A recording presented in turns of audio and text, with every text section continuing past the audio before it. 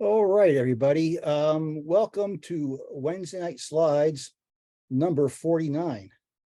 You should be seeing the title slide here. Indeed, we are. Excellent. There's Peyton. Yep. Got a few things on tap for you tonight. You might have seen in some places where I was advertising a visit to Tweetsie and the Maine Eastern, but then I realized I didn't show the Western Maryland Scenic slides from the Great Steam Tour in 2003 last time. I had forgotten that folder to put in the show, so I put that in instead. So I got a variety of things, all railroad this time around. As usual, if you have any comments or questions, I welcome them during the show. Just hit your space bar to unmute yourself, ask your question, make your comment, and we'll go from there. We're going to start off, though, with something I did back in January. It's the only thing I did in January. I only took 3 photos in all of January. I ventured down to the holly tree that's along the Baltimore and Ohio, now CSX, down near Perryville, Maryland at Jackson Station. The B&O maintained a holly tree here, and it was a big attraction on the railroad. They would decorate it every year, and passenger trains would actually slow down at Christmas time to go past this decorated holly tree. In the intervening years, of course, the B&O has vanished. CSX is now in, and the railroad CSX donated the grounds to the township, who now maintains the holly tree park. The original holly tree was as tall as the pyramid you see there with a star on it. The old tree eventually just died of old age, but 2 of its offspring are there alongside of where it once stood, and they get decorated every year now. So here we see a southbound CSX train going past the holly tree. From the other side of the tracks, another southbound train going by.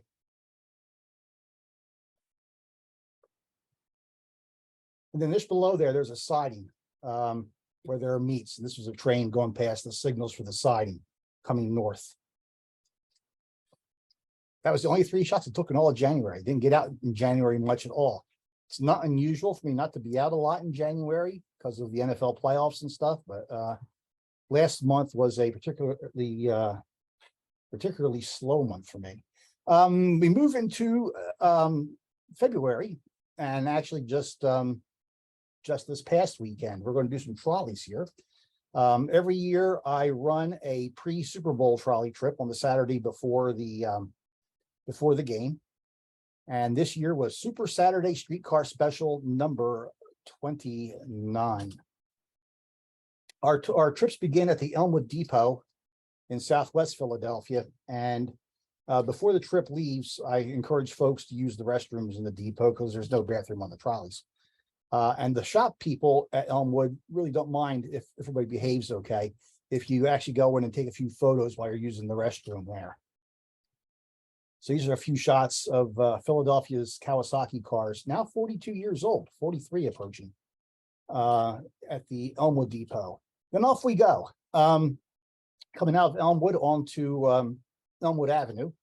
The 2 folks in SEPTA vests you see up there on the right are actually SEPTA employees who actually paid to ride the trip. SEPTA is full of rail fans, especially on the streetcar side. So they were out to enjoy the ride. Of course, you got to have a steak shop when you're going through Philadelphia. Here's a steak and hoagies place. And then these folks here were welding a rail at the intersection of Elmwood and Island Avenues. They were kind of wondering why they suddenly had 25 photographers surrounding them taking pictures, but they were pretty good natured about it. This is actually from our streetcar, looking ahead at a streetcar coming the other direction. I ride up near the front of the car for photo stops to pick them out. And as such, I have a pretty good view out the front window of our streetcar. We look for interesting places to stop along the way. Here's some colorful row houses we found at 56th Street on Woodland Avenue. And then for the first time ever on one of our trips, we got a tour of the Woodland shops.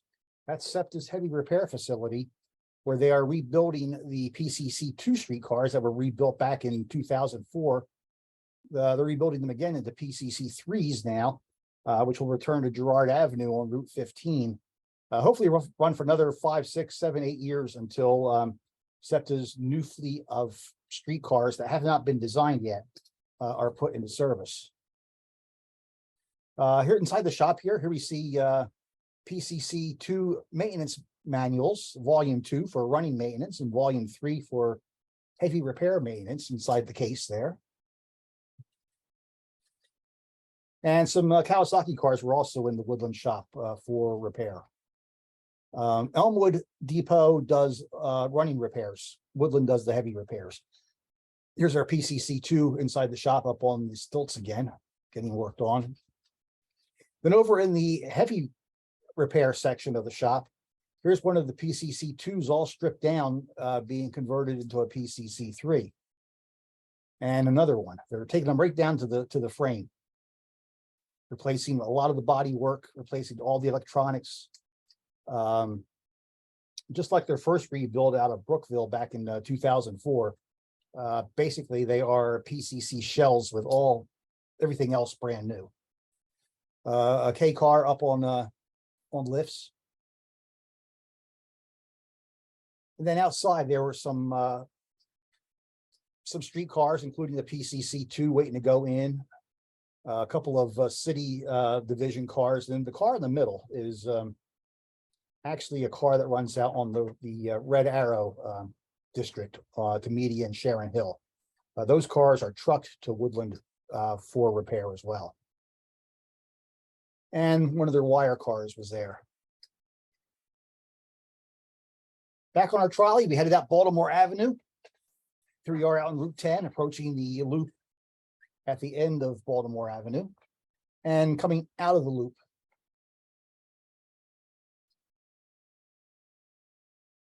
Once again, we look for interesting row homes. Here on, I think it's 46th Street.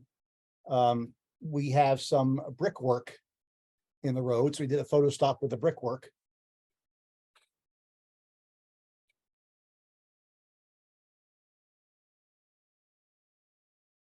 And you see on the destination sign, Route 70. Route 70 no longer exists, but we play with destination signs as we go along. Put up some long lost trolley routes. These are regular service cars at an intersection that we were going across on the Route 13. And because of the Super Bowl, we had our car with a couple of decorations on it. Hard to see in this shot here, but right above the SEPTA logo on the nose, there's an Eagles sticker we put on there. There's also an Eagles NFC Champions banner underneath the first window on the side of the car, just past the doors. And here we are passing the Eagles Market. We felt this would be an appropriate photo stop for the day. This is on the diversion trackage. The diversion trackage is used on weekend nights when the trolley tunnel is closed. The streetcars don't go into the tunnel. They use diversion trackage to get around the detour, and they interchange their passengers with the Market Frankfurt L at Market Street. During the day on weekends and all the time on weekdays, the diversion trackage is only used by charters. It's the only thing out there. So you can do photo stops without worrying about blocking regular service cars. This shot here we did is a going away shot, but it shows this one stretch with cobblestones and one of the 2 rails remaining of the opposite track. This is now all one-way trackage through here.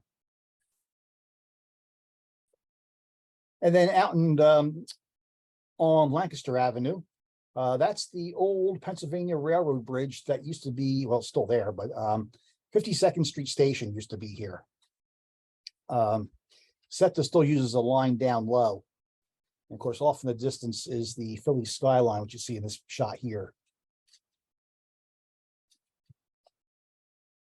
This piece of trackage here is also not used very often. It's a turn back for the Route 10.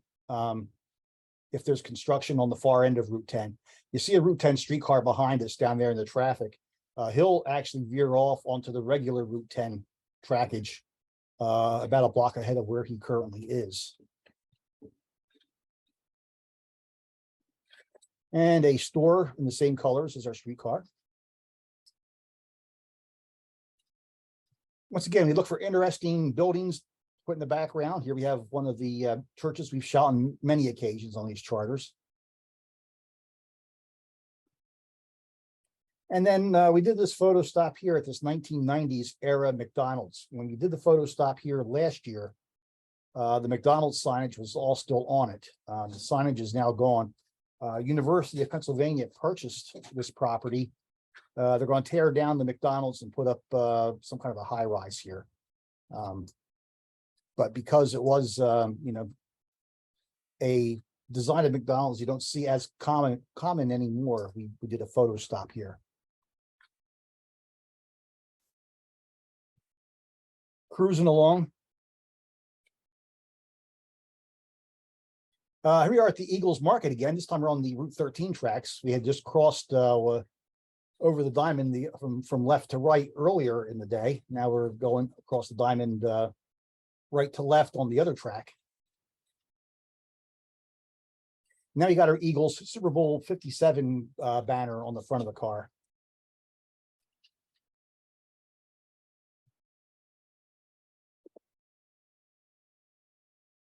Out on Route 13, regular Route 13 car catching up with us. One thing we can't do is block regular street cars. So our operator let us stay off the car and actually get a three-way meet here, even though he blocked the car behind us just a little bit.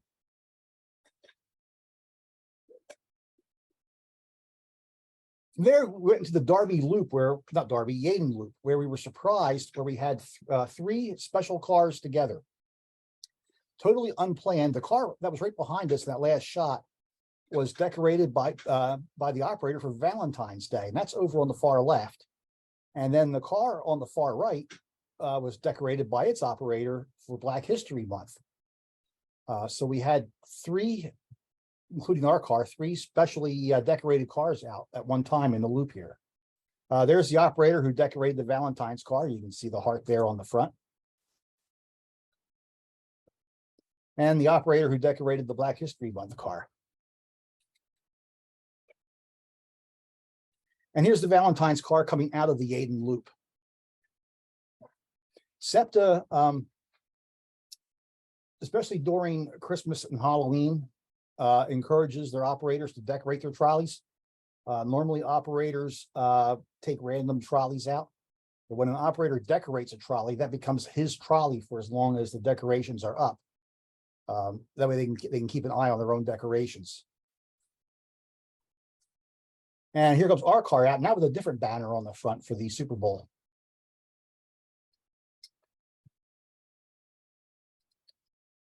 This is coming out of the Yaden Loop. The car behind us is going into the Yaden Loop. We're now on a piece of trackage here that connects the Yaden Loop and Darby Loop. Yaden is Route 13, Darby is Route 11.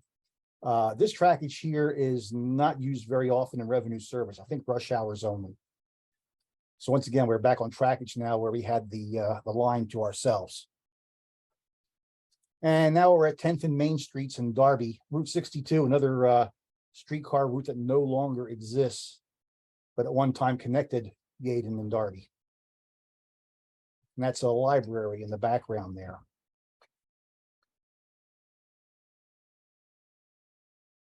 And then we went down to the Eastwick Loop, down near the airport. 37 Westinghouse, another route that no longer exists. And we got a regular car catching up with us behind us here. We got back to the Elmwood Depot, and they had to move this work car, which is the last original PCC on the SEPTA system. It still has all its original PCC electronics in it and stuff like that, unlike the PCC2s. They had to move this car to the shop, and they actually offered to hold off on making the move until we got back. So here's the 2194, the work car. It's actually being pushed by the Kawasaki car behind it with a tow bar. Like I said, the folks at SEPTA in the right places. There's a lot of folks who are either trolley enthusiasts or will go out of their way to accommodate trolley enthusiasts. So here's the true PCC on the left and one of the PCC2s on the right. The one on the right is still waiting to go to Woodland for the heavy rebuild. All right, now we're going to change gears here. We're going to do a little bit of steam. We're going back to 2003 and the Western Maryland Scenic Railroad. This was the last of the great steam tour I did back in 2003 that you saw last month, and I forgot to include these photos in the program. The Narrows out of Cumberland, Maryland are great at sunrise for glint. We had nice sunrise and nice glint. Notice you can't really see the lettering on the cars because of the glint. This will come into play in a few minutes. Our next, here we are out of the Narrows with the sun a little bit higher now, not quite as much glint. Wills Creek off to the left, downtown Cumberland out there beyond the smoke somewhere. Next stop was Helmstedter's Curve. This is a going away shot we set up going around the curve. Once again, we weren't paying a whole lot of attention here to the consist. They got down into the bowl and did a run by at Helmstedter's Farm. And that's when we noticed the first car said Conrail on it. Somehow it had totally escaped everybody. We had a Conrail hopper car behind our steam engine. The reason the car was there was because it was a light color. And I think Carl Franz is running this trip. He wanted something light to separate the locomotive tender from the rest of the train. So, hey, yeah, the light hopper car will be, ballast car will be great. No one bothered to think that it said Conrail on it.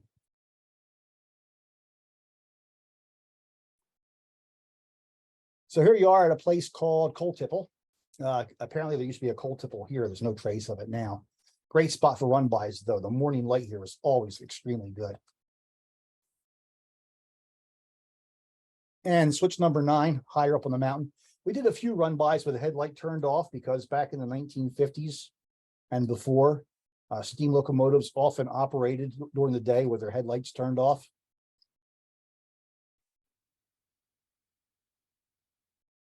Same location, different lens, different length, focal length. And higher up on the mountain, this is a tight photo location. You don't use this very much anymore. The photo locations you have to accommodate depending on the group you're with. If you're with a trains charter, it's usually around 80 to 100 people. If you're on a Carl Franz charter, it's about 60. If you're on one of Pete Laro's charters, it's about 40. Fewer people, the better the photo opportunities, though. Of course, the more expensive the trip as well.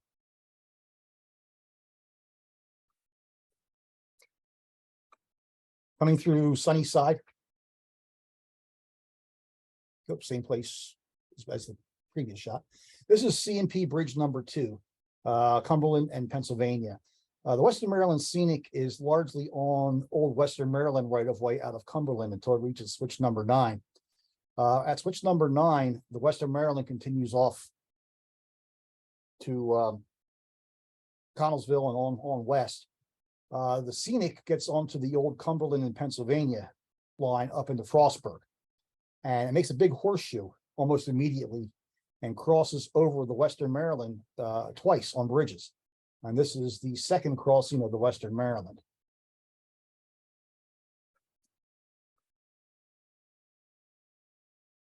One thing the Western Maryland Scenic crews know how to do is make smoke. This is at Helmstedter's Curve. We did some switching at some point and got rid of that Conrail hopper car.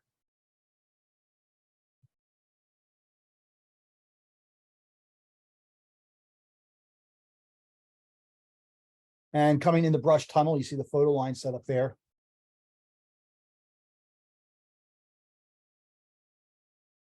When you do this shot here, you got to be prepared to inhale a lot of smoke and not be able to see or breathe for about a minute. Because it really puts down, it fills the tunnel right up with smoke. But boy, what an experience it is. The noise, the darkness, it's just incredible. I got a little bit of a cab ride. Here's Mike Manweller, who was with the railroad at the time, running the 734. And there's a couple of Western Maryland signal bridges still standing on the railroad. Here you see the 734 going underneath one of them. And Helmstedter's Curve.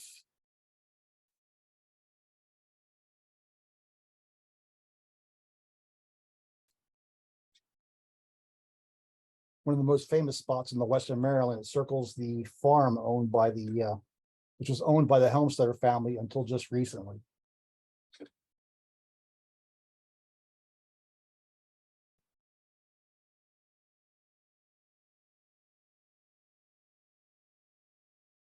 Okay, now we're going to jump ahead, gosh, 20 years, but we're going to stay on the Western Maryland Scenic. They just restored last year, Chesapeake Ohio 1309, a great big 2662 Malley locomotive. Largest locomotive operating in the East, and when the big boy isn't out running on Union Pacific out west, it's the largest operating steam locomotive in the United States. It's normally lettered for the Western Maryland Scenic. Actually, it says Western Maryland on the tender normally. But Pete Laro did a charter there a week and a half ago now, where he had the tender painted and restored to its Chesapeake and Ohio livery, and it was really cool. And one thing this locomotive does do is leak steam. There were 2 days of charters the week before I was out there, and they had temperatures in the teens. And the thing just, cold weather will make steam, just leaks steam from everywhere. For my trips on last Tuesday, Wednesday, and Thursday, it got into the 40s. So steam wasn't as big of a problem, but was still a problem occasionally, especially first thing in the morning on the first run by, as this is here. As you can see, it's leaking steam pretty badly from the left air pump on the front there. That's what makes these engines look so cool, is there's flying air pumps on the front. Most steam locomotives don't have those, but it just gives them a real rugged look. Anyhow, they just turned that air pump off after this run by here. And our second run by was actually pretty good. A little bit of glint. Sun wasn't out full, but you got a little bit of glint on the side. And our third run by.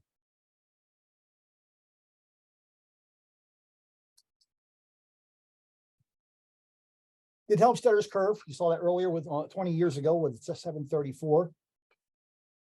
Once again, we got a little bit of a steam leak here on this run by. Then a group of us found the chickens, and we had to get the chickens in our shot. So here you are with a bunch of chickens, and then just beyond them are some guinea hens, and gray there, kind of disguised amongst the rolled up fencing and other gray stuff back there. But for a while there, people were more enthused about the chickens than they were about the Chesapeake and Ohio lettering on the tender. We did 4 run-bys here. So Pete let us fly drones on the third run-by. Because the drones make so much noise, they limit the number of run-bys that drones can fly. But the third run-by, I flew my drone up over the farm. You can see the main photo line on the left-hand side there in the field.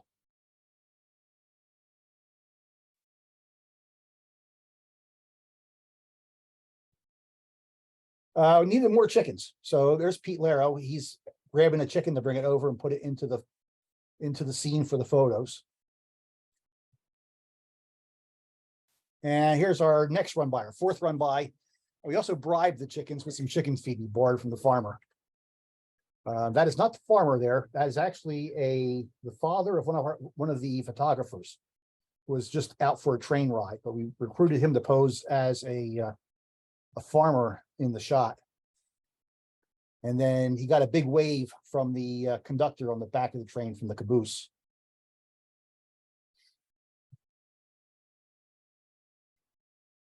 We're back at Coal Tipple. You saw that with the 734 a few minutes ago.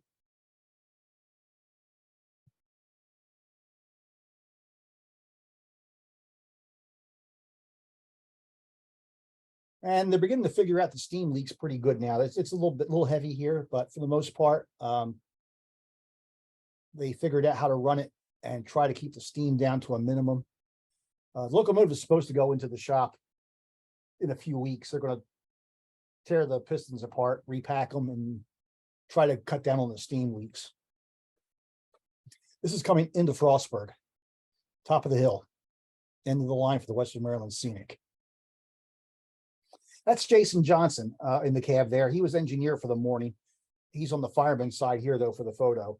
Jason is the head honcho in charge of the Pennsylvania T1 project, the project that's going to build a brand new Pennsylvania Railroad 4444 T1 class locomotive from the ground up. The boiler's done. He's now getting ready to start supervising work on the frame. He's running out of big pieces to do, but there's still a million small pieces to do. It's quite the project. I laughed at it when it was first announced, but this group has done it right, and it's pretty impressive. Here's our crew from Tuesday on the front of the locomotive.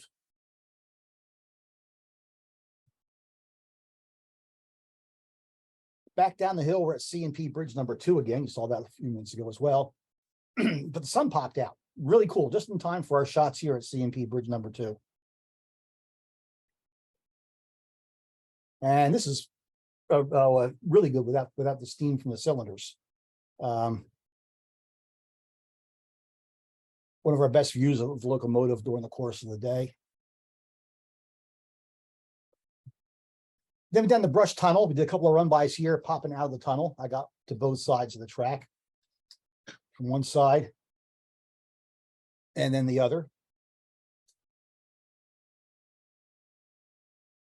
The freight was towed backwards down the hill by this diesel, made for easier operations.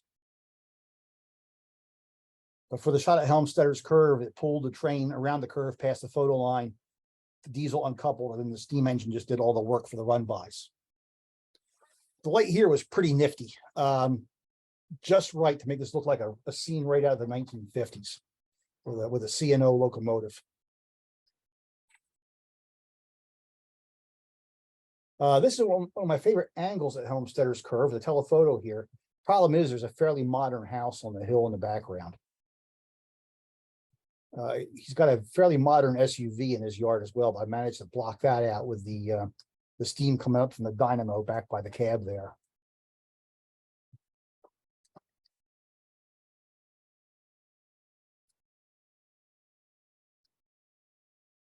This is about as close as you're ever going to get to seeing a working C&O steam locomotive, especially one this size. So as I look back in the 50s.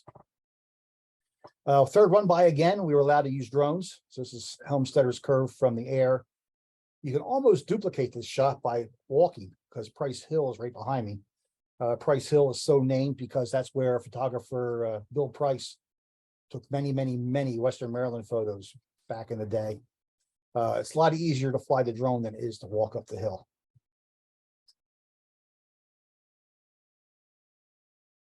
That night we did a photo session down at the Cumberland station. Here we have a Chesapeake and Ohio lantern with our Chesapeake and Ohio locomotive in the background.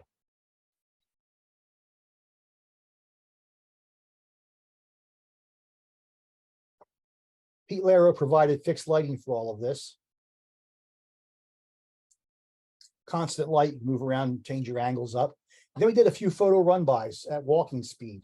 With the high ISOs cameras can get now and the output of Pete's lights, this is ISO 10,000, but it's a photo run-by. And there's things, the smoke just acts differently when the locomotive is moving, even at walking speed, than it does when it's just sitting still. You get better plumes of smoke. So this is pretty cool. Once again, a walking speed photo run-by. Then after the run-bys, Peyton Puffin got to meet his cousin. That's me and Peyton Puffin on the left. To the right is Ian Clark. The very famous Franny T is there in his left hand to the right. Franny T is famous on the internet. And then in his other hand is Peyton Puffin's cousin, Puffin Billy. So they got together for the first time. Then back to a few more scenes for night photos. These are all pose shots.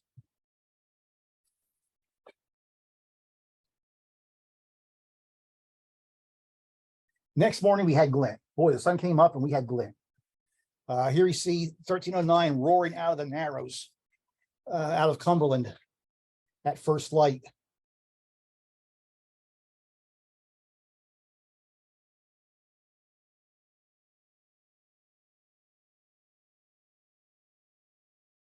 Our second run by in the Narrows after sunrise, the hiking trail is right next to the railroad all the way up to Frostburg, and you really can't control access. And because we were getting some nice days in February, we had a few times where we had hikers, or in this case, a jogger, wander into the scene. Not a lot you can do about it. Just gotta take it as it comes. And our third run by in the Narrows. And our fourth run by the Narrows. I went down and got out onto US 40 across Wills Creek and did this semi-broadside. Then back to Homesteaders Curve.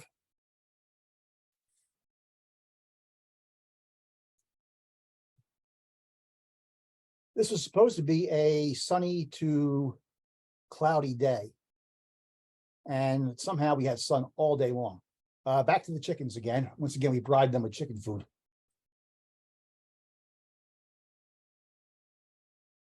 A couple of turkeys in there as well, and a few turkeys in the photo line. And then the third run by was once again a drone run by. You can see the photo line in the lower right corner there, getting the chicken shot.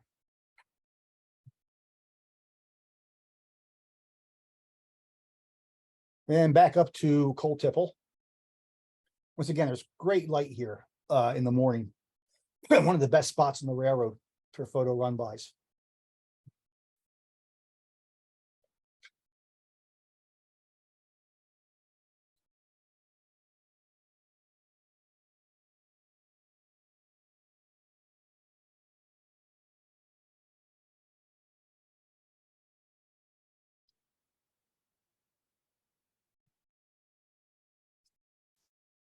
And we're still at Cold Tipple here. A little more broadside-ish for these shots here. And then this is coming into Frostburg.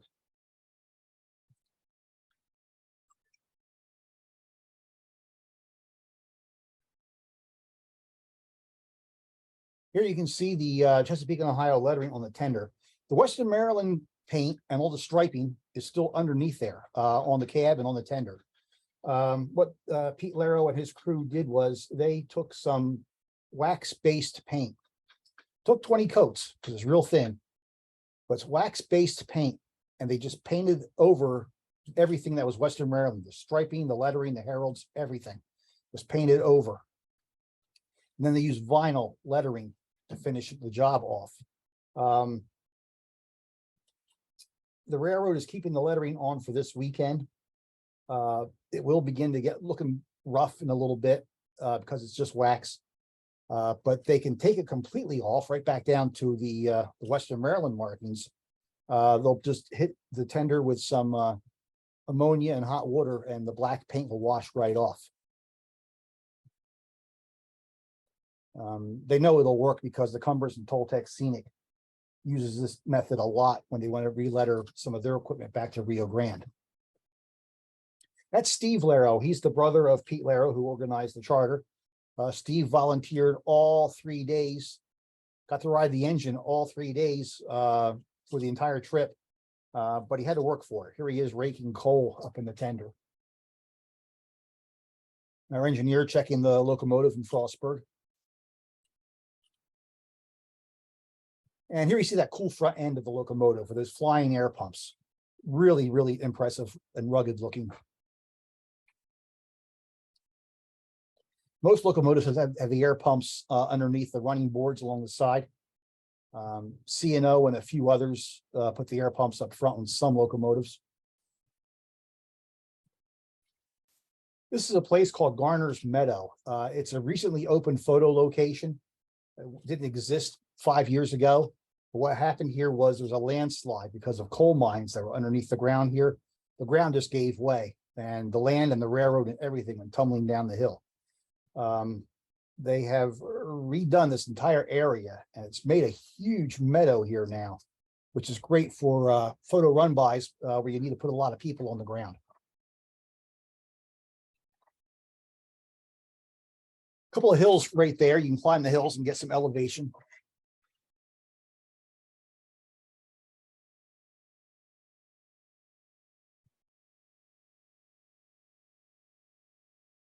And this is Sunnyside,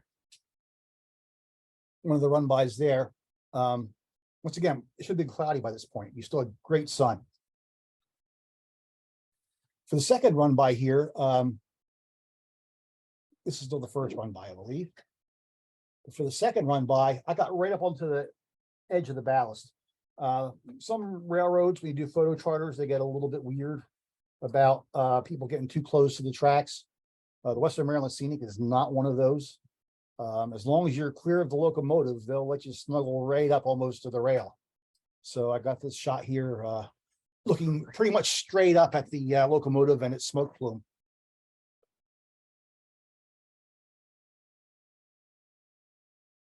Back in Cumberland, we did a couple of photo run-bys in the station.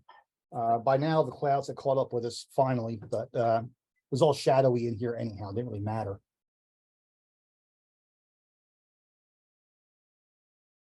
And back to some night photos. Here's the photo line.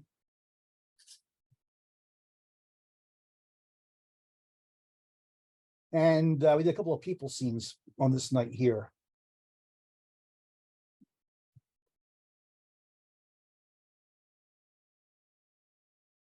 For some of these shots, I intentionally cropped out the signs that say Cumberland on the end of the station platforms, just to make it less obvious it was a Western Maryland station, and maybe make it look a little more C&O-ish.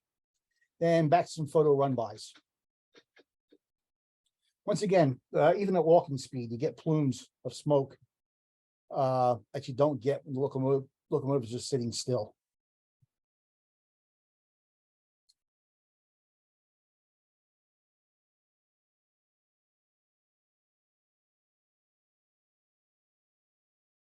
Another shot where I cropped out the Cumberland signs on the end of the platforms.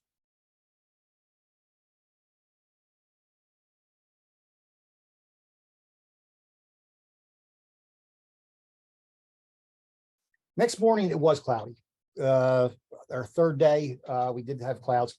This is the Route 40 bridge at the end of the Cumberland Narrows, where the tracks go over US 40. Did 3 run-bys here. This is the second run-by. And the third run-by. Then went to Brush Tunnel again.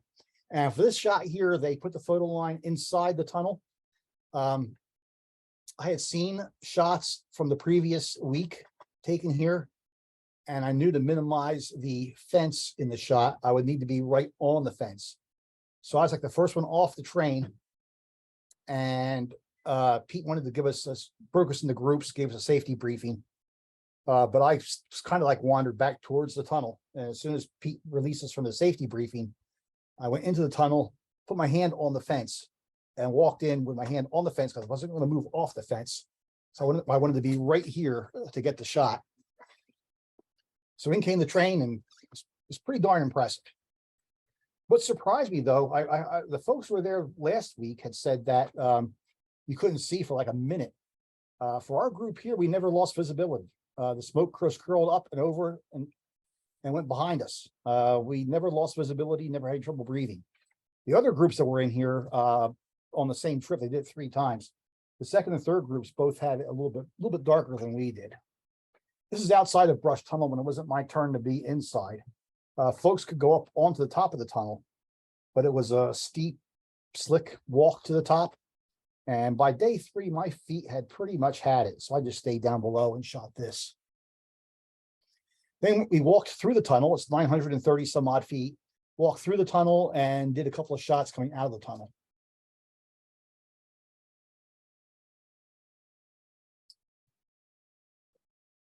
And here you see some videographers getting the caboose as it comes out of the tunnel. This is annoying fences right there at the tunnel portal. It's for the bicyclists and hikers. Keep left of the fence. That's so they stay on the path, not on the tracks. This is Pete's crew of Andrew Blazik and Chris Blazik. They were in charge of removing the sign and putting it back in place again after the run-bys. Up that signal bridge you saw with the 734 a little bit earlier. The Western Maryland Scenic has mounted a signal on the signal bridge now, but for some reason they mounted it over the trail and not over the tracks. Did a few run-bys here.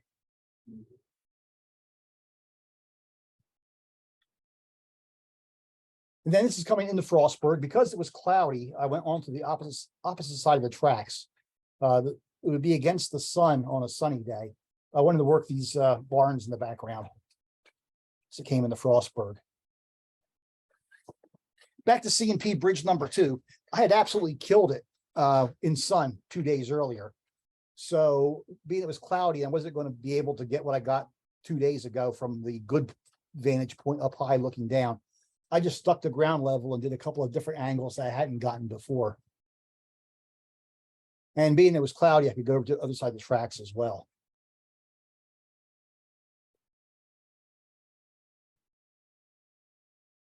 And then this is a place that's called tie pile on the railroad because there used to be a tie pile here. It used to be a pretty tight shot, but they've really opened it up. We were supposed to have clouds here, but then the sun popped out. So you had to sort of fight the clouds a little bit, being on the shady side of the train and in shadow from the trees.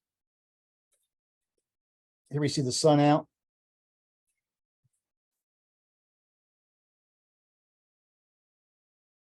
Wasn't bad by any means, but the sun did surprise us. Then back to Helmstedter's Curve for the grand finale. And once again, we had a little bit of filtered sun here.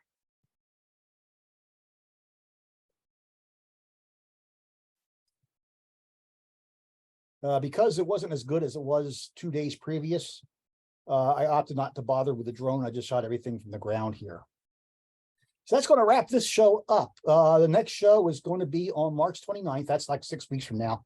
The third Wednesday in March, I'm in Oregon for Winter Ale. The fourth Wednesday in March is our magazine deadline. There's actually a fifth Wednesday in March. So March 29th is the next show. For the folks on YouTube, I'm going to sign you off now. Thanks for watching. Everybody else.